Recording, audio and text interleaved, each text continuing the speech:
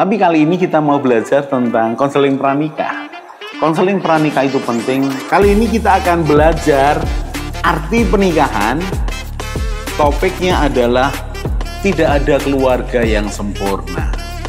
Parenting ini perlu diketahui oleh semua orang, bukan hanya orang tua. Belajarlah menjadi teman yang asik, yang ngobrol, yang menghargai. Family unboxing, membongkar keluarga. Salam keluarga Indonesia, kita akan belajar lagi tentang saat anak gagal. Kita sudah belajar. Ketika anak kita gagal, ajak dia bicara, ajak dia ngobrol. Jangan segera menyalahkan, kemudian menuntutnya. Saat anak gagal, belum tentu dia gagal. Karena seringkali itu bagian dari prosesnya. Coba masuk dalam pola pikirnya lalu kemudian dorong dia. Berikutnya lagi, anak gagal, belum tentu dia merasa gagal. Mengapa? Di dalam pandanganmu sebagai orang tua di mana engkau punya keinginan dan tidak terwujud, kemudian engkau menganggap anakmu gagal. Belum tentu. Belum tentu. Kemudian saat anak gagal, cobalah mengerti dan tunjukkan bahwa dia berharga. Dia dicintai, dia diterima. Apakah dia berhasil atau gagal tidak akan membuat status anak yang dicintai oleh papa mamanya hilang. Tekankan itu. Tekankan itu. Saat anak gagal, jadilah jalan keluar buat anakmu. Nah, kalau saya nggak bisa jadi jalan keluar, tetap bisa. Minimal pendampingan, memberikan dia support, dukungan, memberikan dia motivasi. Saat anak gagal, tetap orang tua bisa membantunya. Kali ini saya lanjutkan lagi. Ada sesuatu yang bukan merupakan kegagalan, tapi keinginan atau masalah anak yang belum tercapai. Dia gagal? Oh tidak. Dia punya keinginan untuk itu, punya. Dia hadapkan dirinya. Saya ceritakan lagi dah. Kali ini pengalaman pribadi lagi. Bagus sekali. Waktu itu anak saya sudah bekerja di Surabaya. Anak kami yang kedua bekerja di Surabaya. Lalu suatu kali dia bicara, Papa, aku pengen punya mobil. Oh ya, saya juga sebagai papanya pengen dia punya mobil dong. Dia nggak mungkin ngambil waktu itu mobil yang di Semarang. Itu kan ada dua, mobil saya dan mobil istri saya. Nggak bisa dong diambil oleh dia. Dan saya juga nggak mau. Kan dia udah kerja. Kemudian dia ngomong, aku pengen mobil ini. Gitu. Saya nggak mau sebut, nanti ada yang tersinggung.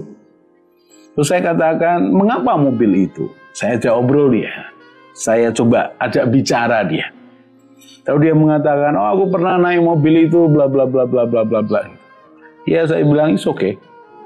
Lalu saya berikan pandangan yang lain. Nah, kamu kan suatu kali menikah, kamu punya anak. Kalau kamu punya bawa barang banyak sekali, mobil itu terlalu kecil menurut papa. Jadi belilah mobil yang seperti mama punya. Gitu. Kami ngobrol panjang lebar, lalu saya tanya, emang kamu punya duit berapa? Ya gajiku cuma sekian, Pak. Buat angsuran ya kurang. Ya kayak gitu pengen punya mobil. Tapi hati saya tetap pingin sebagai orang tua. Yo singkat cerita. Dia lihat mobil di Surabaya bla bla bla bla bla. Dia berikan ke saya datanya, saya lihat mahal. Lebih mahal. Saat itulah saya sebagai orang tuanya saya ngomong gini, oke, papa saja yang cari di Semarang. Oh, saya punya kenalan pemilik dealer mobil gitu. Saya kontak dia bla bla bla bla. Kemudian ajukan ini nih. Harus bayar uang muka sekitar berapa ya? 48 juta. Terus dia ngomong, aku nggak punya uang itu. Dan saya sebagai orang tuanya gaya nih. papa yang bayar. Padahal saya juga belum punya uang segitu. Mungkin uang saya waktu itu cuma ya 25 jutaan lah. Tapi ya katakan, papa yang bayar. Papa yang bayar DP-nya, kamu bayar angsurannya. Selesai? Tidak. Mengapa? Ketika diproses, gajinya nggak mencukupi untuk cicilan. Lalu saya telepon teman saya. Bisa diaturkan penjamin nggak? Maksudnya, ya saya jamin angsuran anak saya. Jadi saya backup angsuran anak saya. Bisa, beres. Lalu saya sisihkan uang sekian juta per bulan untuk bantu dia bayari angsuran mobilnya. Beres. Punya masalah? Oh enggak. Dia gagal? Oh tidak. Dia punya keinginan. Nah, dengan anak yang sama saya mau cerita. Suatu kali ketika dia sedang bekerja, dia masih muda lah, masih umur berapa ya, 23 kali ya. Atau 22 something lah. Jadi suatu kali dia jatuh. Jatuh, terpeleset, kemudian jatuhnya duduk. Saya tahu ini akan masalah. Bukan masalah sekarang, tapi bisa masalah 5-10 tahun lagi. Jadi saya katakan, nak, pulang nak. Papa bawa ke tukang pijat yang tepat, yang bisa betulin soal tulang belakang dan segala macam dan tidak akan membuat masalah. Dia bilang, wah ini cuma harus cuti segala macam. Ambil cuti. Ini harus buat hidupmu. Perhatikan loh. Saya kali ini intervensi saya besar. Loh Pak, bukankah sudah cukup dewasa? Oh iya. Tapi dia belum cukup punya pengetahuan tentang apa? Hidupnya, tubuhnya, dan masa depannya. Karena dia belum punya pengetahuan di situ. Saya paksakan gimana caranya. Diatur bagaimana caranya pulang Semarang. Kalau perlu papa jemput. Oh ya, dia tetap bisa jalan seperti biasa, cuma agak sakit sedikit. Itu yang saya nggak mau. Harus tuntas. Singkat cerita, beres. Ketika anak punya masalah, dan dia tidak cukup punya pengertian, kemampuan, maka saya intervensi. Oh, saya intervensi. Mengapa? Dia tetap anakku. Walaupun suatu kali menikah dan prosentase tanggung jawab atas hidupnya sudah 90%, saya masih punya 10%. Perhatikan, saya pernah mengajar saudara. Anak yang sudah menikah, tanggung jawab orang tua masih ada 10%. 90% anaknya. Dan ketika dia sudah bekerja, ya dia hidup sendiri, bayar cicilan sendiri, walaupun saya bantu ya.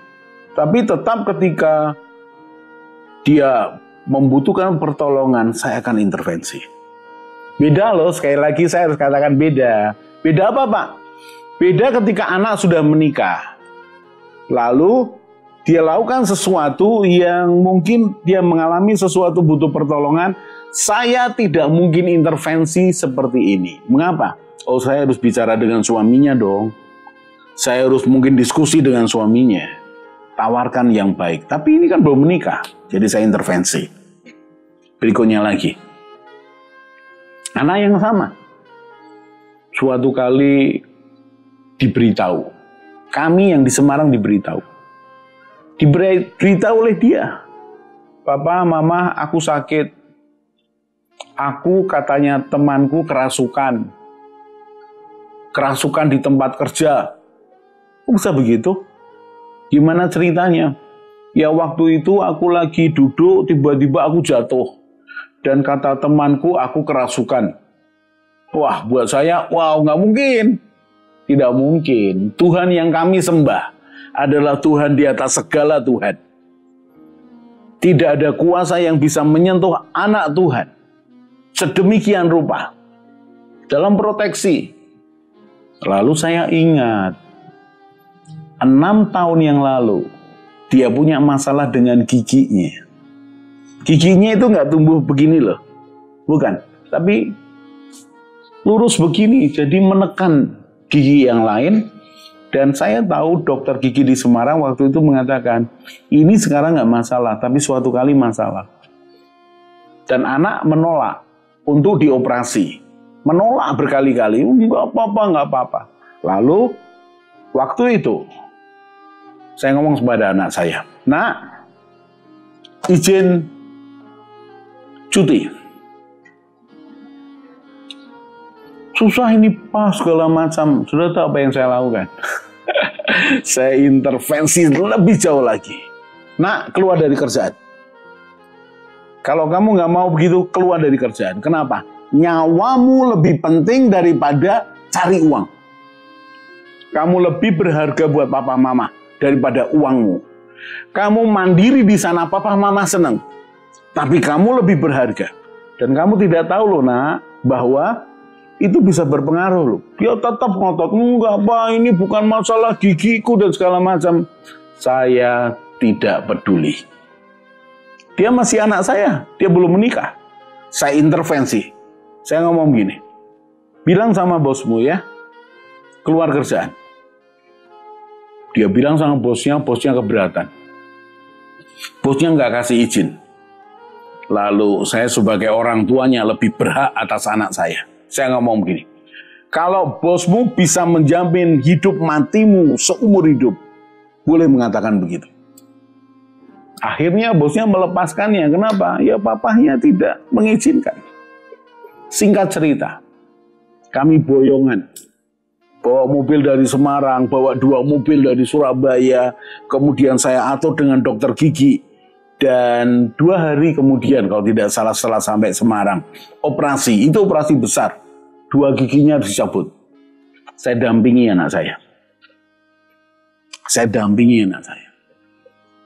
Satu teman baik dokter tangani dengan, wah, bagus sekali. Walaupun ada sedikit masalah ketika gigi yang satu sudah tercabut, sementara gigi yang satunya harusnya kan bertahap. Dia bilang, "Sekalian, anak saya menggigil." Di tengah-tengah operasi menggigil. Saya dipanggil dokternya, "Pak Yos, anakmu Pak Yos." Saya pegang tangannya, aduh dingin. Lalu dokternya ngomong, "Kasih teh hangat dulu aja." Teman baik ya, di tengah operasi suruh minum teh hangat. Beres. Lalu apa yang terjadi? Tidak ada masalah lagi. Tidak ada kejang-kejang lagi yang dianggap kerasukan. Beres. Jadi saat anak punya masalah, ketika dia tidak cukup punya pengertian, intervensi. Tapi berikan dia pertolongan yang tepat. Jangan cuma menyalahkan, jangan cuma menyudutkan, bahkan menghukumnya. Tidak bisa. Tetap kita mencintai dia. Tetap dia bagian dari keluarga. Tetap kita ingin dia baik untuk masa depannya. Jadi saat anak punya masalah, saat anak gagal untuk memahami dirinya, tubuhnya, sakit giginya yang menyentuh saraf yang sangat berpengaruh ke depan, maka intervensi orang tua. Tapi perhatikan ya, saya harus gabungkan sejak segmen pertama, judul Saat Anak Gagal.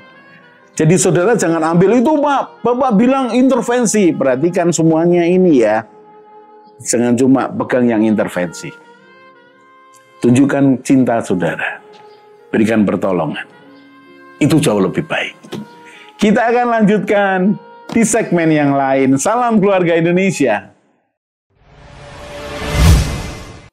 Mari bergabung dalam Keluarga Indonesia dengan cara subscribe channel ini. Di Keluarga Indonesia, kita akan belajar bersama tentang pranikah, pernikahan, keluarga, parenting, mertua menantu, dan juga family unboxing. Jadi jangan lupa share kepada teman dan keluarga dan juga subscribe